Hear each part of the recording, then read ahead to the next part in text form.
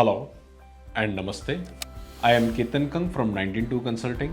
In today's series of question and answers, we are going to take up next 3 questions and try to elaborate on them. So, the first question of today's video is, it states that I am unable to understand some legal terminologies in SEBI circulars and the legal provisions. Will you help me? So, to help in this regard, we can actually help, but the help in this regard will come in the form of legal opinion.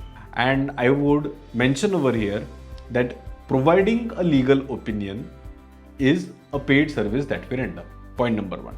Point number 2, only understanding the legal meanings of a particular phrase, particular word or a particular sentence in the provisional structure or in the provisions of the law is not sufficient. Investors will have to have the intelligence of putting those provisions to use, which actually puts meaning to the interpretation of the legal provisions. So, if you're only trying to understand the meaning of the provisions, that unfortunately we will not able to do. But if you are trying to understand or interpret the legal provisions so as to put them to use for your shares reclaiming utility, then we will provide a legal opinion to it, and it will be the paid solution. Next question in today's video is, I have an entitlement letter issued by the RTA, but I believe that the document, that is in the entitlement letter, has to be signed by the nodal officer. Shall I go on and file the claim? So this question is a very interesting one. The entitlement letter in normal parlance or in normal practice is more or less issued by the RTA. But there is a government circular which states that the nodal officer should issue the entitlement letter on the company's letterhead and not by the RTA. In context of this particular question, I would suggest that to check the date of the entitlement letter. If that entitlement letter is issued prior to the government issuing this circular, then you can go on and file the claim.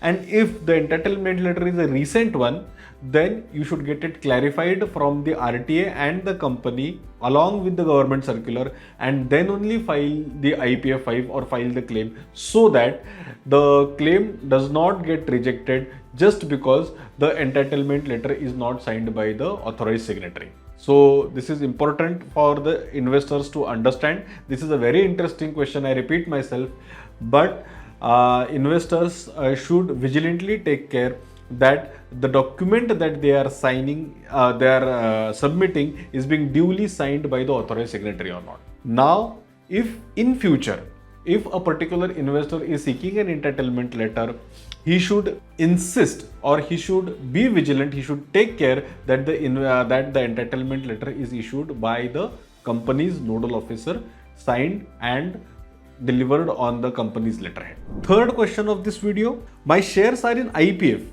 but the value is actually very low. Shall I reclaim or not?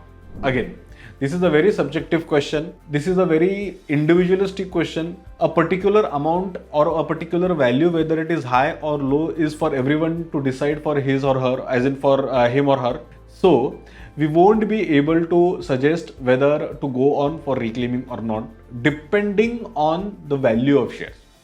But yes, one point I would like to make over here is, regardless the value of your securities, I would like to shift your focus, or I would like to give you a perspective over here that regardless the value of the securities, it is your rightful money or the rightful money of your father, grandfather or anyone in the family. Why do we keep it open in the market? Secondly, what if the value of the shares get increased down the line and the reclaiming procedure is not underway or not completed or not even commenced? So I would like to request you to focus on these aspects rather than the value of the securities, and then take an informed decision. The procedure is a legal procedure. It in itself takes some time to get completed. The earlier you start, the earlier you will finish. So it is my request not to keep the rightful money open out in the market and get started with reclaiming the securities.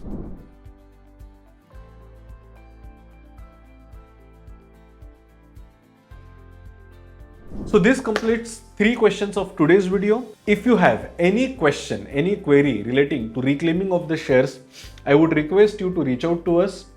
You can reach out to us by writing an email on info@nineteenTwo.in, or you can simply mark your comment in the comment section of this video. Till the time, this is Ketan Kank signing off. Thank you so much.